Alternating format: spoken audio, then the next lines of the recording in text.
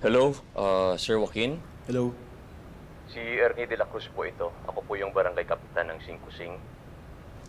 Gusto ko lang po ipagbigay alam sa inyo na nagkasundo na po ang aming buong komunidad na hindi kami magbebenta ng aming mga property sa SV Realty.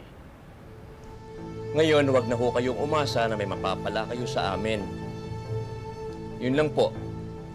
Maraming salamat at magandang gabi sa inyo. Hello? Hello, Kap.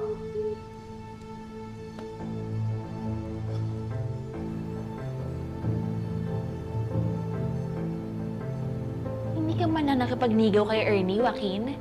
Kala ka pa naman magaling kang negotiator. Hindi ako binigyan ng chance magsalita ni Kap Ernie.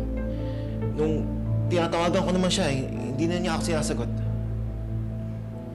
Sinubukan ko rin po siyang tawagan, madam, but he dropped my calls.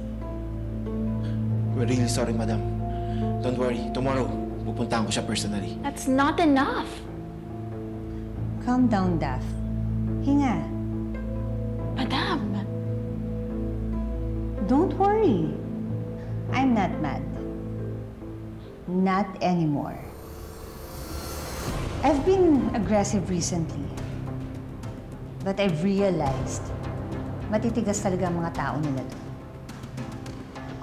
They pride themselves na kunwari, isa silang solid family. Kaaway mo ang isa, kaaway ng lahat.